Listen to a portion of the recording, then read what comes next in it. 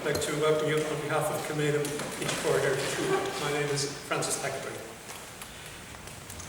The theme chosen for National Heritage Week this year is Connections, Roots and Networks. And that theme prompted this talk, which is about the roots and networks of our area here in Kilmainham Inchicore.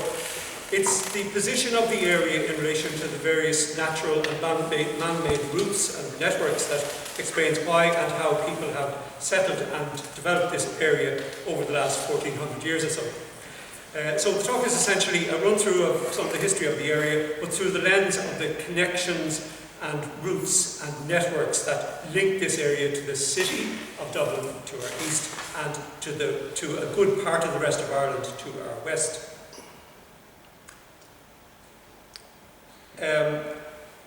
The situation of Kilmainham, we are situated, well, the original part of Kilmainham as settled, situated between two rivers, the Liffey on the north, the Cammack, then which runs from the southwest to the northeast and joins the Liffey near Houston.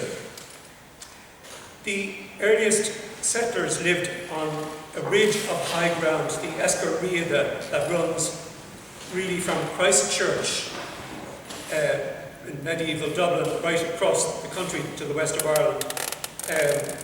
So that's sort of a natural route through the middle of Ireland, and Kilmainham is right on it or right beside it. It stands on two very notable historic routes out of Dublin and away from the east coast, or towards Dublin if you like to look at it that way. The road to the west of Ireland, traditional road to the west of Ireland coming up Bow Lane, Kilmainham Lane, Inchicore Road, Palmerstown and on out there. And secondly, the road to Munster and the south of Ireland via James Street, Mount Brown, Old Kilmainham, Emmett Road, Naas Road, down to the Naas Road. So there are two historic routes. They start at that very significant junction at James Street, as you picture it. And more recently, in the last few centuries, the two new routes, if you like, the Grand Canal built and the Great Southern and Western Railway coming through our area as well. So in this talk I'm going to go into detail about some of those routes and networks and examine how they've shaped the area's development. From the beginning of time, I suppose, until maybe 150 or 200 years ago, it was desirable to settle near water. The sea or a river or both. Humans needed to be near water for life, to drink, for transport. It was always easier and quicker and cheaper to transport goods, for example, by water than by land. Water as an ingredient in manufacturing, in brewing, distilling, used for textile industries, and as a power source, and also in olden times as a barrier, a defensive barrier as well. So every significant town and city in Ireland was founded on or near water, and that includes both Dublin and Kilmainham. You look at Kilmainham as a town as it was.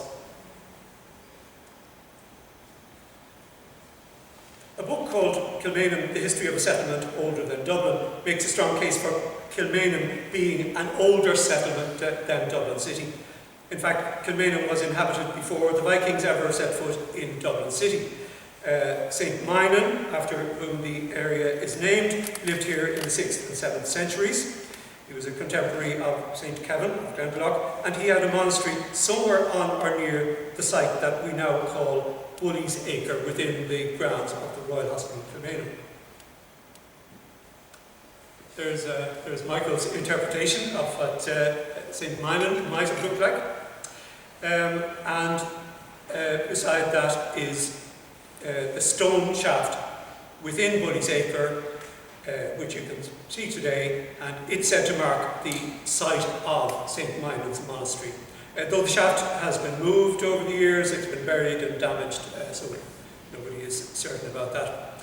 So why did St. Minan choose this site on the hill between the two rivers? The same reason that later settlers also chose that site. It's on the high ridge, as I mentioned. It has good visibility all around, and it has a view of the coastline and the sea.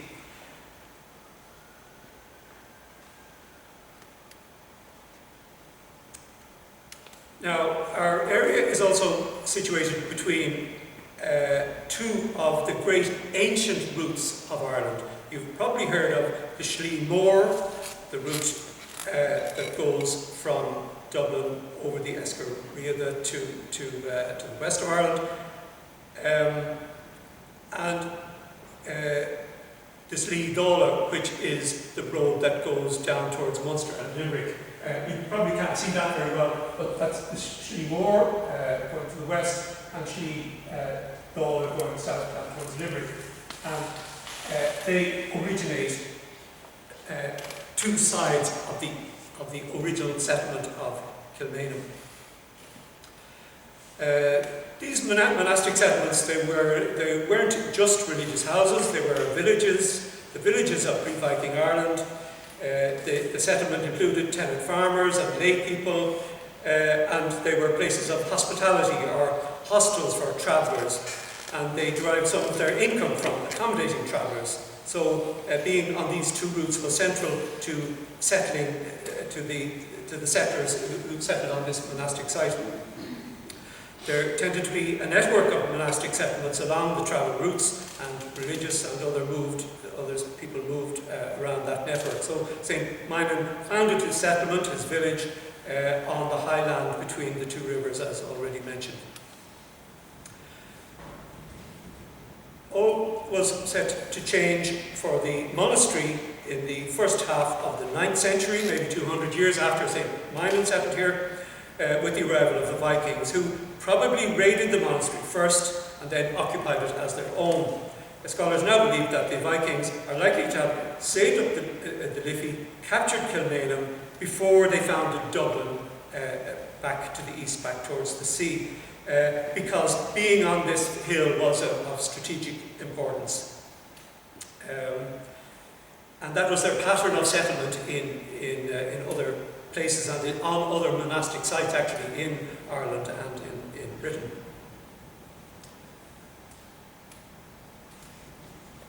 Viking burial places and weapons have been discovered in two places in this area, in Kilmainham. In the 1840s, when the railway was being cut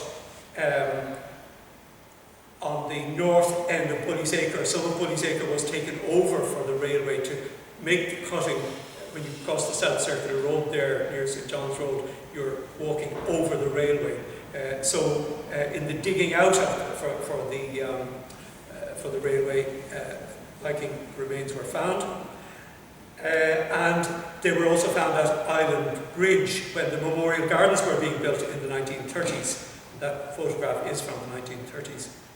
Parts of Bully's Acres have been burial places from the early monastic period, and there's Vikings and Norman knights and hospitallers, and it's been a burial place right up until the 1830s, until Golden Bridge and Glasnevin cemeteries were opened. It was very popular with the poor of Dublin because it was common ground, so it was free. People just came out and dug a hole and buried people there. But it was also popular to bury people in holy places. You'll find that all around Ireland. Former monasteries and even the well-to-do would it was popular to be buried within ruins of ancient monasteries indeed. So the Vikings began to build their city of Dublin downstream near the river mouth as time went on. We're told that Brian Boru burnt the Viking settlement of Kilmainham on the eve of the Battle of Clontarf in 1014 on his way to Clontarf. And it's suggested that his son and or his grandson are buried under that shaft that we saw a minute ago. Now that could be just legend. Now, 160 years later, in 1170, the Normans arrived on our shores under Henry II and stronghold Richard Clare. They wanted to capture the city of Dublin and the other cities of Ireland, of course, but they were strangers in a strange land and they needed to defend themselves. Along with them, they brought the Knights Hospitaller of St. John of Jerusalem, a religious and military order originally founded to care for and protect pilgrims going to the Holy Land at the time of the Crusades. These military and religious orders, there was another one called the Templars, were respected all over Europe. They became rich and powerful in their home bases. So, in looking for a suitable piece of real estate to give to the Knights, Strongbow settled on Kilmainham for the same reasons that it was a suitable place for the early Christians and indeed for the Vikings. It had that river network for defence, for power, for water. It had those land travel routes through the southern part of Ireland, and it was on high ground, overlooking a wide area of the west of the city. It was a protective barrier on the western edge of the city with good visibility. Strongbow granted these lands to the west of Dublin to the Knights, and they came to acquire more land over the next few hundred years, controlling and owning a wide area on both sides of the Liffey, stretching as west as far as Chapelizod, Palmerstown and Ballyfermot.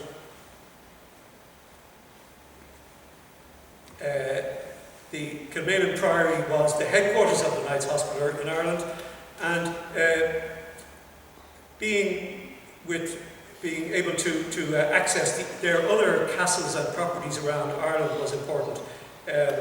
These land routes spreading out from Kilmainham allowed for communication with their other houses and castles around the country.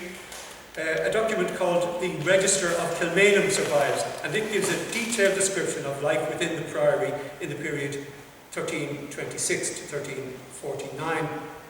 Arising from a study of that register, archaeologists and historians, just in the past few years, including archaeologist Tyler O'Keefe and historian Paolo Virtuani, both of UCD, got together, studied that document, that written document, and then compiled, with an artist called Stephen Conlon, a reconstruction, a drawing reconstruction of what that priory site would have looked like. Now, you probably can't see that very well. I have I'll go in some details in a moment. There's a fascinating piece of, well, it is a piece of art, but based on text, factual text. If you're interested, look for it, Stephen Conlon, Kilmainham. It's great to see it on a computer, and you can see the detail in it. I draw your attention to some details on it. There you have Highland Bridge, already built up in the 14th century, with a landing stage. There, Priory Landing, a bridge already there near where the present Highland Bridge is. And there's fish ponds, 2 mills on each side of the bridge. In Island Bridge, another detail. The main priory, the inner castle there, the outer enclosure, this is all looking from the east. So if you're down at the city end of the Royal Hospital Kilmainham site, looking towards the South Circular Road end. So priory on the corner. The priory is understood now to be not quite in Bully's Acre, but the area immediately to the east of Bully's Acre, on the meadow there, and Bully's Acre more at this end. But we're already seeing there the road to the west and Camak, which we'll see in more detail in a moment. This bit that I liked. The Royal Hospital site now, the entrances are east and west, but the entrance to the priory was facing south. So there's the main entrance. There is the main entrance to the priory. And here is a bridge over the River Camach. There is the mill on the Camach. And here, the other side is the town of Kilmainham. Kilmainham town stretched both sides. So you have the priors living up there on the hill, but they also had the town down beneath them, which had an interaction with the priory. But this shape is interesting, and it shows us that in the 14th century, the two roads that I'll be talking about as we go along, the two roads are already there. The road to the west of Ireland, which we now know as the Kilmainham Lane, or the High Road, and the road to the south of Ireland,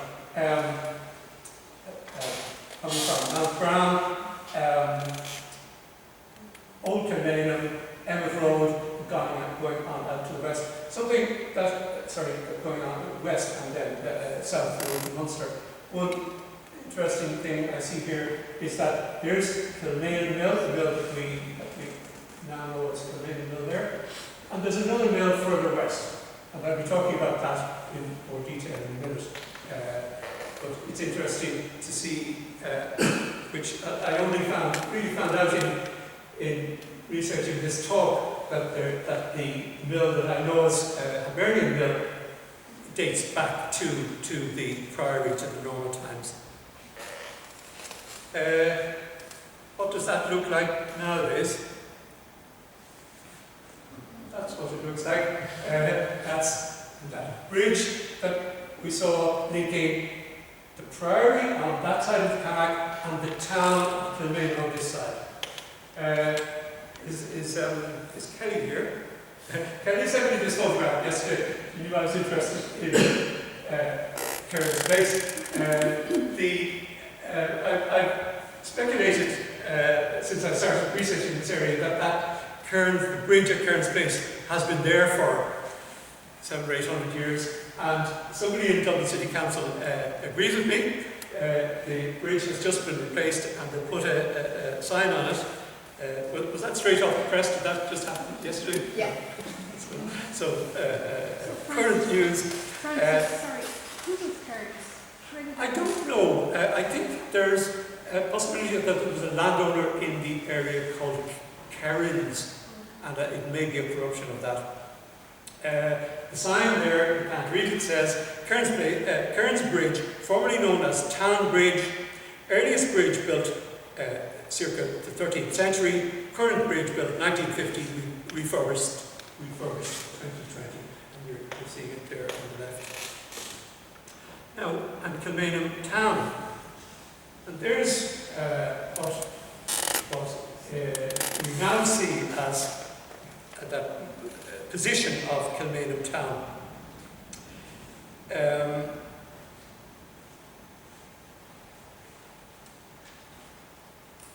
The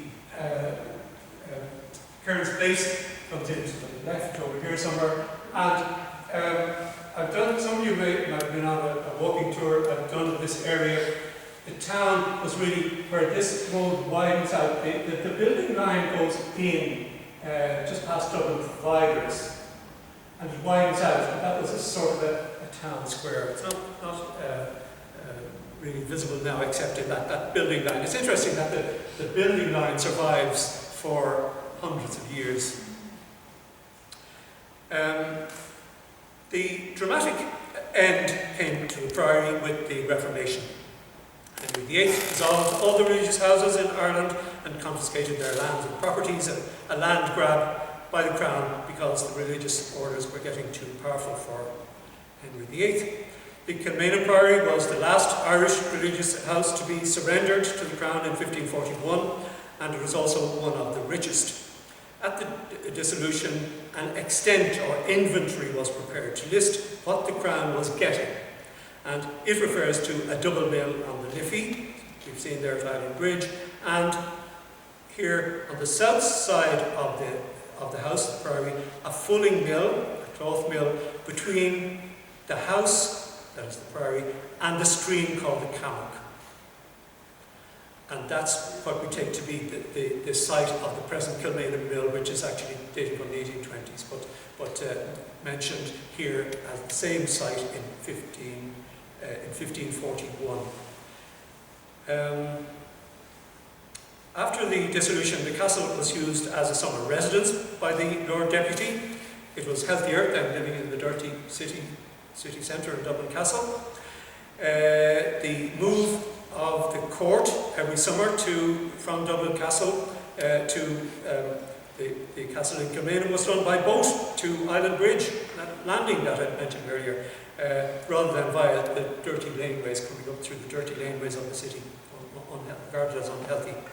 However, by 1612, the Kilmainham Castle had deteriorated so much so that the summer house of the Lord Deputy was moved to a house called the House of the Phoenix in Phoenix Park, which was also part of the same old priory land. The House of the Phoenix is no longer there, but the magazine fort was built on that. Again, you can see that would be a healthy spot for the Lord Lieutenant on a hill within what's now Phoenix Park. In the 1650s, under Cromwell, there was another survey carried out, the Down Survey, and as part of that, we have a surviving map. I should have moved on to that earlier. That's just those two roads, the high road, the road to the west, the Old Kilmainham, the road to Munster, Cairns Place, or Spout Lane it was called in the 18th, 19th century, and the river. The river, as you can see it nowadays, this is the South Circuit Road. The river is still in this line.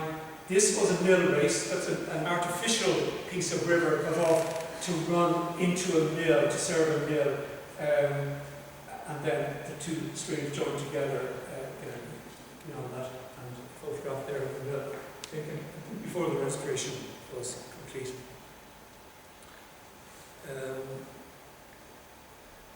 A map prepared at Cromwell's time to see what he could try and confiscate for his friends. Now, this isn't very clear. Again, something if you're interested, Girdner, Robert Girdner, you'll find it easily online. Just draw your attention to a few things. There are, well, actually, I'll look at, yes. There's the river, 1650s. There's the bridge, Cairns Place again, the town of Kilmainham,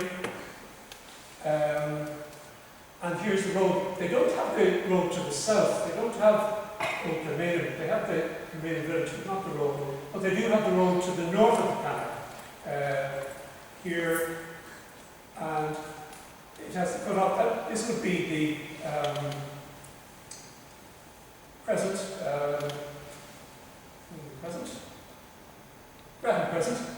coming around here to the road to the south here, and the road to the west, continuing on there along the side of the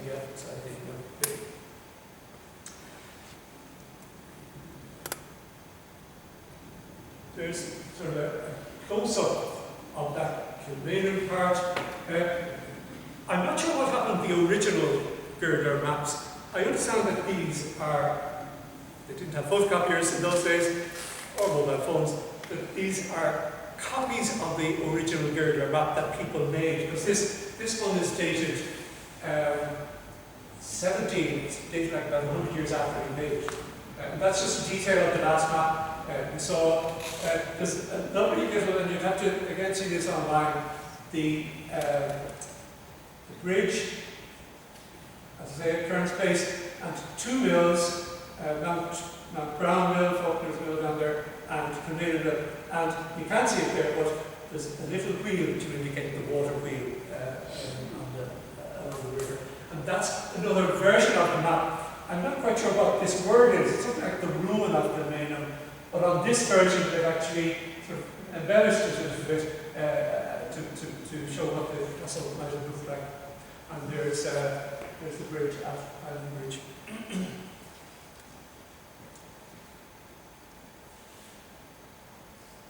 Now, I'm going to move forward to the 1700s, Georgian period. It's in this period that the roots that I've been talking about start taking on even greater significance.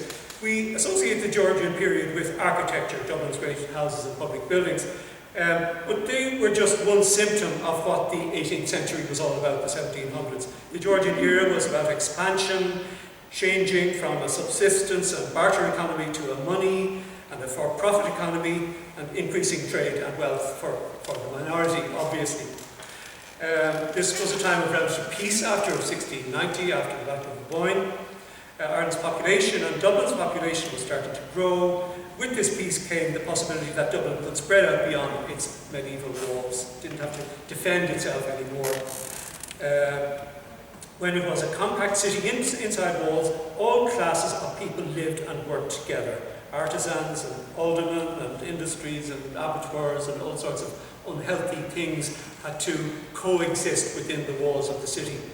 But now that the city was expanding, it could differentiate, populations could differentiate. Bridges were built further downstream, Essex Bridge, Carlisle Bridge, and the well-off, the political class, the administrative class, the aristocracy could move eastwards towards the new residential suburbs, Henrietta Street, Sackville Street, Stephen's Green, Mountjoy Square, Merrion Square. So the prosperous residential area, the prosperous people moved eastwards. Now that left the older part of the city, the less desirable part, left it to the poor and to industry, small industry and artisans. The liberties, essentially, I suppose, is what we'd call that area. But industry, the population was expanding, so industry also needed to expand, and the logical place for industry to expand then was further west towards Inchicore and Kilmainham. As we've seen, Kilmainham already had the transport routes that linked it to the source of raw materials for industry and agricultural output in the South and Midlands. However, the ancient roads were not suitable for heavy commercial traffic as we were coming into in that Georgian era.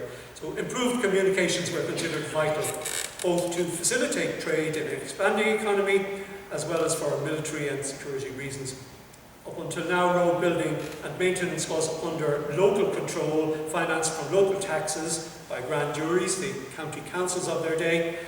But that system wasn't conducive to developing a transport network capable of transporting heavier goods over longer distances. This is something that happened in the 1980s and 90s as well. They needed a sort of central transport planning because each county council in the 40s, 50s, 60s, each county council, it wasn't in their interest to spend money building something like a motorway because the local people weren't necessarily going to benefit. They would be building it for Dubliners or Cork people or Limerick people to move through their area. So this same logic happened in the 18th century, and the concept of the turnpike road, the toll road, was developed as a way of charging through traffic for the costs of the repairs and damage done by that traffic. So from 1729, Acts of Parliament were passed in the Irish Parliament to establish trusts to improve the country's roads. Turnpike trusts, they were called, composed of local landlords and gentlemen, merchants, would invest funds to build or improve roads, and they'd be given the right to levy tolls from users. And these turnpike roads radiated out of Dublin in various directions. That's just an idea of that sort of the expansion that was happening in the 18th century. The population of the country more than doubling, exports multiplying by about 6, imports multiplying by about 9. So that's sort of the economy. It's a sort of Celtic tiger that lasted for 100 years, and of course it would benefit one class. A sign of the importance of Kilmainham Inchicore as a trade route was that Ireland's first turnpike road, operated by the Kilcullen Road Company, ran from James's Street through Kilmainham and Inchicore to Kilcullen, County Kildare, a distance of 27 miles, with a turnpike gate at James's Street, a toll house at the Black Lion on Tyrconnell Road, and another at the Red Cow. Eventually that road was extended by other turnpikes all the way to Cork, with 19 toll gates to Cork. Again, an indication of the importance of the Kilmainham Inchicore area and route in linking Dublin with its main hinterland is that 59% of all turnpike traffic coming into Dublin came in on this road. It made a lot of profit for a family called Taylor. In 1831, they were making £3,156, 11 shillings and 10 pence profit on their right to run tolls on this road. Another turnpike road was established in the area in 1786 by the Mullingar Road Company, using that other route that's been there for hundreds of years, the High Road, Inchicore, High Road, now Kilmainham Lane, Inchicore and Palmerston, the road to the west. And I just put this up to prove to you that what I'm saying is true. This is not from 1821. And there's the road to the west. There's again Kilmainham again over here, South Circuit Road. There's the turnpike marked on that map. That would be along Sarsfield Road. And down here, Black Lion. Now we know the Black Lion pub there, just at Golden Bridge at the present. The Black Lion seems to be in either an area, or it may have been an inn, but about halfway between Inchicore Crossroads and Blackfrost. As I say, an area or a building called the Black Lion, and the turnpike there, the toll, where you have to pay your toll to get into Dublin, to bring your goods into Dublin. I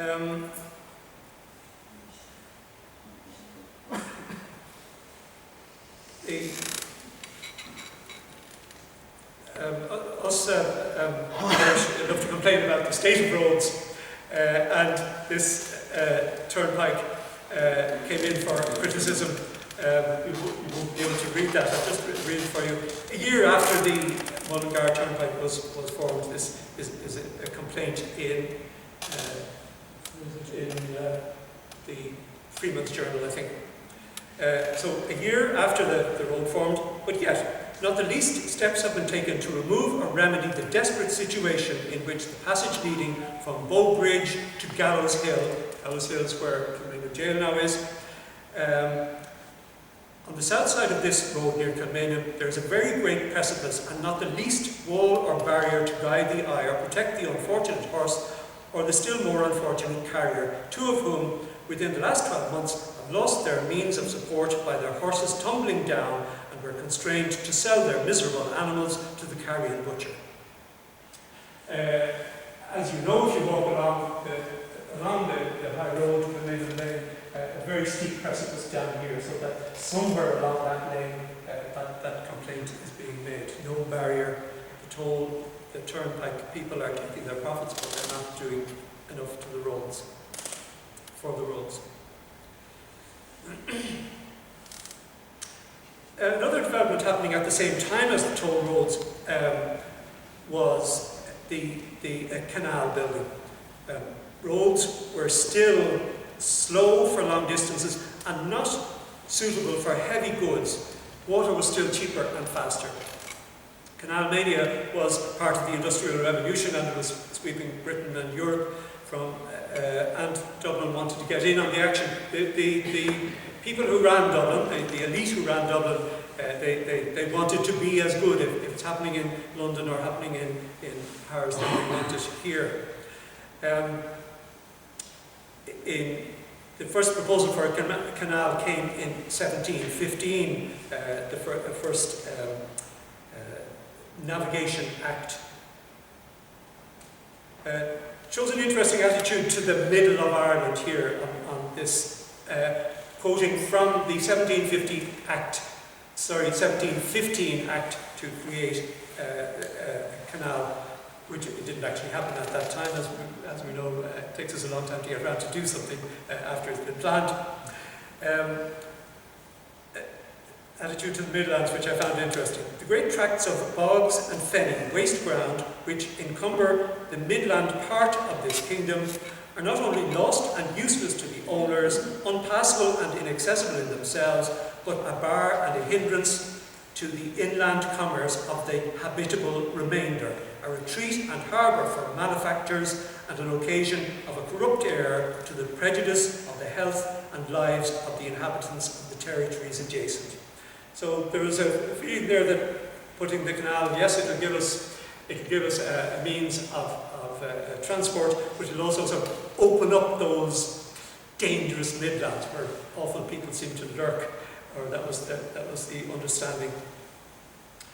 As I said, it takes us a long time to actually get around to building our infrastructural projects, as you well know, and it still did 300 years ago. So the Grand Canal project didn't take off in earnest until 1756, 40 years later. By 1763, it had been built just 12 miles west of Clondalkin. It started in the middle, it started out of the city, because that was the easiest bit. But as you'd expect, it was going over budget. Popular pastime, going over budget on big infrastructural projects, and the project ran out of money to buy the land to take it into the city. Now at that stage, Dublin City Assembly took an interest in it. Their interest was not so much in transport, but in water supply. The city in 1720 had a city basin. You brought a discussion between the city, the harbour, St James's Harbour on the canal, and the city basin. The city basin was a reservoir off James's Street. And so it existed long before the canal. But it was running dry. It was just fed by the puddle and the small streams. And for months it would go dry. The city needed water in James's Street, so the route of the Grand Canal took through Golden Bridge to James's Street was probably influenced by that corporation, the City Assembly need for water into that reservoir. In any event, the route selected was to benefit this area considerably, bringing a transport facility, water supply for industry, and as a power source. By 1766, the canal had reached Inchicore. We know that because the City Assembly sent out inspectors to inspect the work at the aqueduct over the Camach, which was a technical challenge. Sorry, I moved on too quickly there. That's the aqueduct taking, that's the Camach coming in from Clondalkin, coming into Inchicore. And they had to build, obviously that's not there since 1770s, they had to build an aqueduct to bring the canal over the Camach, because the Camach was terribly important, as we'll see in a few minutes, terribly important for what was happening downstream. The canal couldn't interfere with the Camach, so it ran an aqueduct above it. So when you drive along that road, you're driving over that aqueduct over the valley, the Camach Valley there.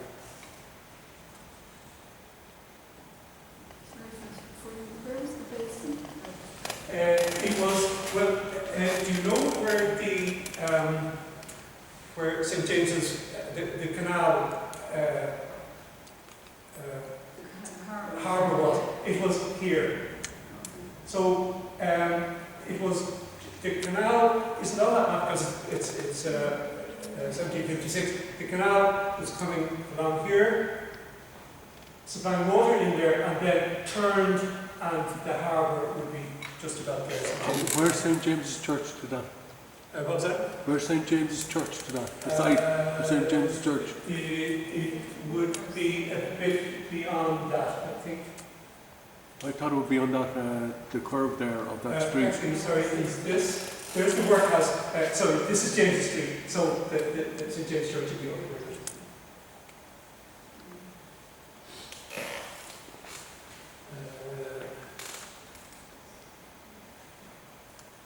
The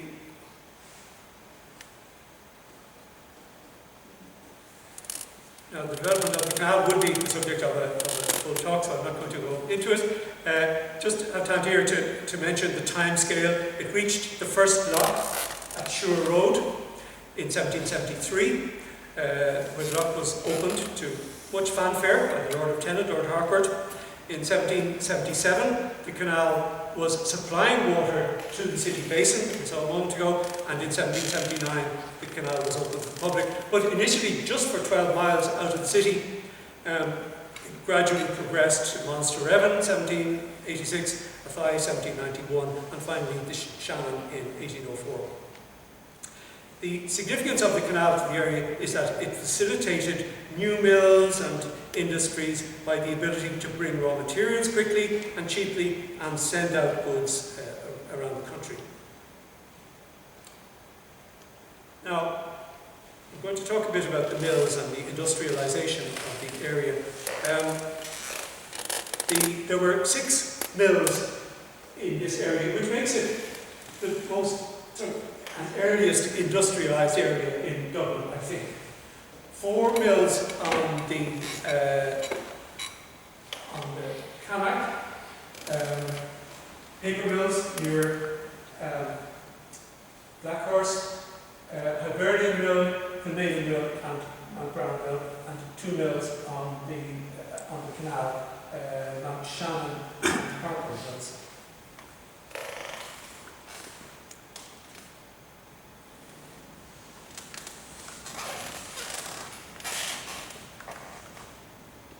Golden Bridge Paper Mill was where Golden Bridge Industrial Estate now is.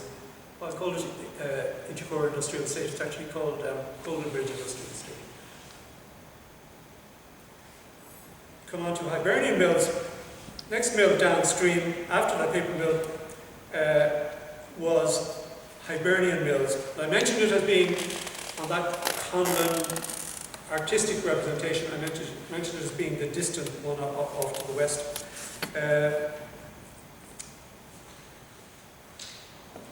The image of the man on the right, you'll be familiar with, Arthur Guinness. He leased 2 mills on the Cammack, one in 1782, this one.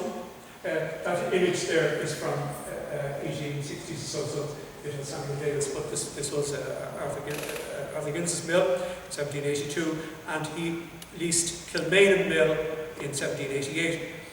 They had nothing to do with brewing. He leased them as flour mills.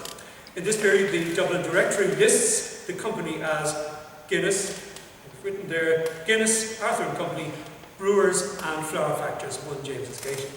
He spent 4,000 or 5,000 on building and rebuilding these mills in 1780, 89, 90, and he provided 3,000 working capital.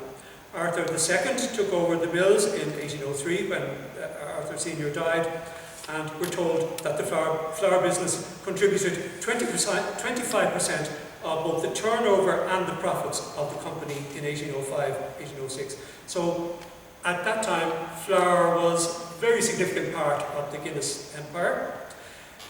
We know they brought wheat from Shannon Harbour by canal, so we can see the foresight that Arthur Sr. had in acquiring this mill even before the canal had been finished.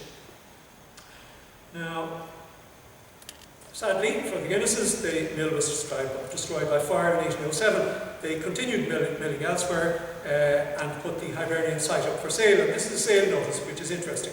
A watermill site to be let near Kilmainham, within half a mile of the city of Dublin. The mill site late the Hibernian flour mills, having a fall of 20 feet and a full supply of water for any manufacture, with weirs, dams, sluices, conduits, etc. complete.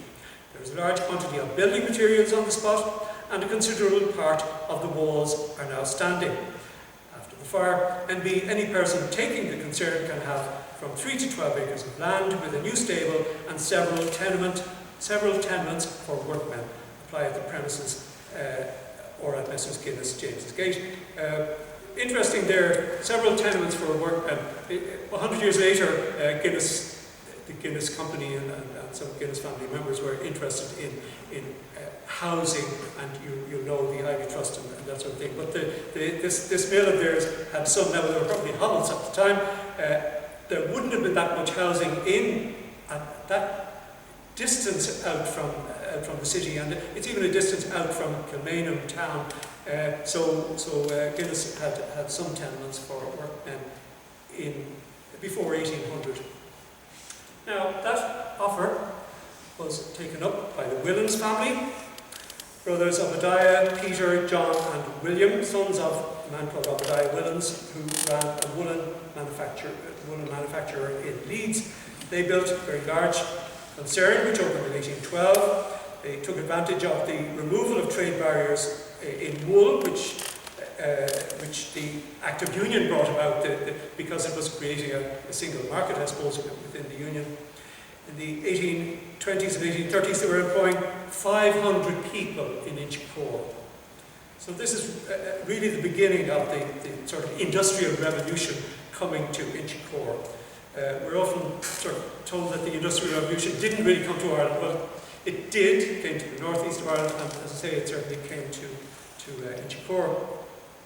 Willans brought in specialised labour for the new machinery that was coming in that Irish workers wouldn't have known much about. They built a congregational chapel. There is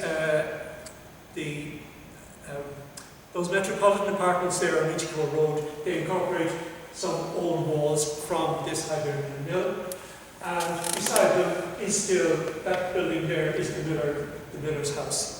I think it's still called the miller's house, just down that little low road behind the metropolitan apartments. So that's a house that dates back to before 1830. You can see it looks like a Georgian house. And there's the metropolitan. The father, Obadiah Willans, was a Congregationalist. He must have sent over workers to his sons, who were also Congregationalists, and he built that Congregational church. It's now a private residence.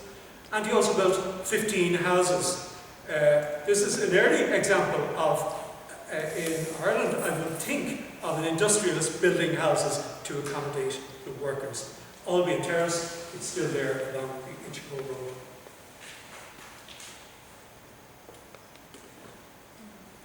In 1826, one of the Willans brothers made a speech in support of manufacturing, which is interesting in the light of what we used to be told about Irish manufacturing. So I'm going to quote that for you. I'm connected with an extensive manufactory in this country, and also with one in Yorkshire, his father's mill, and they were run as one company before 1830. From all I personally know, it is my decided opinion that there is nothing to prevent us in this country from having the manufactured articles as good and as cheap as it can be produced in Yorkshire. We can have labour as cheap as they have it, our workmen are as competent and as honest as theirs. There are, to be sure, some advantages which they possess in England. They have fuel cheap, and they have the facilities for steam power. It is to be observed, however, that industry may be employed here on many articles that do not require great consumption of fuel, and that we have a water power in this country which greatly supersedes the necessity of steam power. Steam is a very useful auxiliary in carrying on manufactures, but it is an expensive one. It does not yield the power of a horse under a cost of £20, whereas water yields the same power at a cost of £5.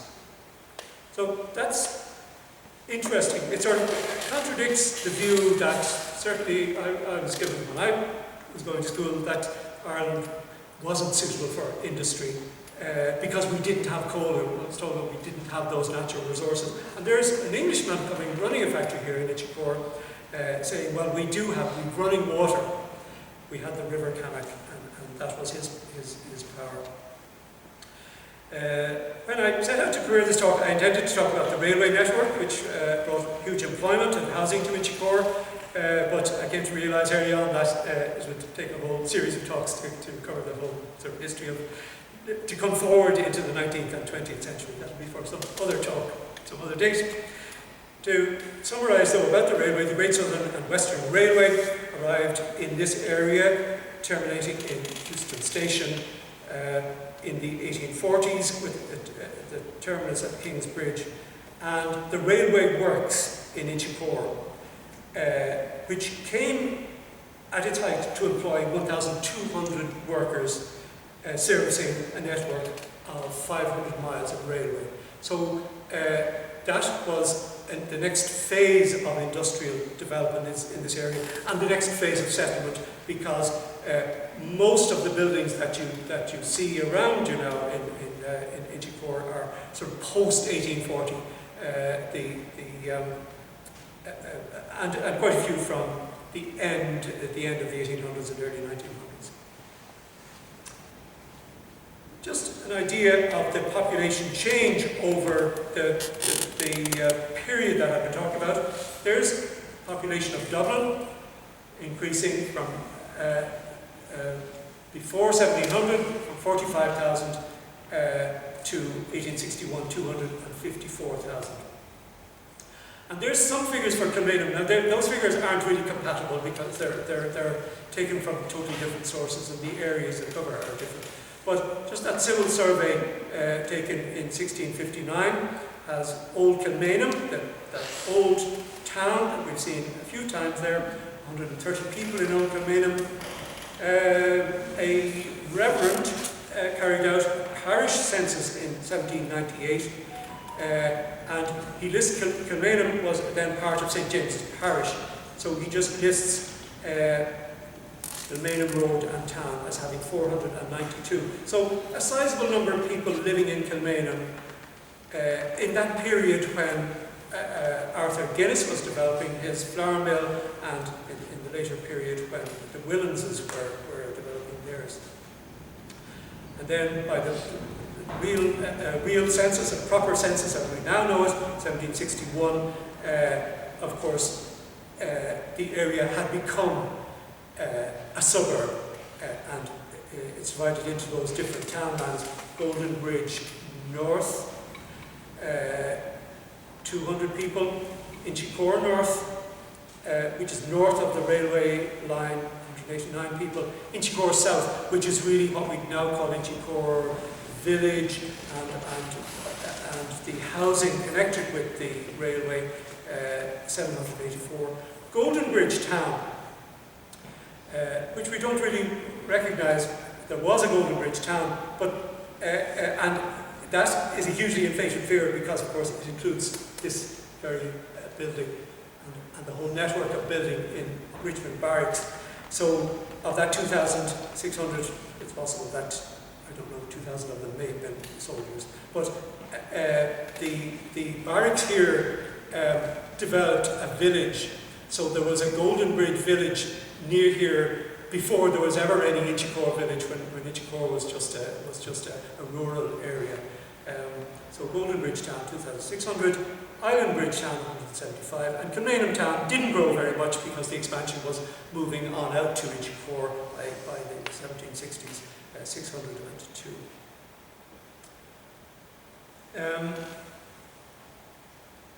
That's just back to where we started with the networks. The form and the growth and development that took place over the centuries was very much influenced by the routes and the networks that I started off by talking about there. Those routes, the natural routes, the River Cannock, the Liffey, and the built routes over the centuries, like the Grand Canal. And that's completes what I have to say.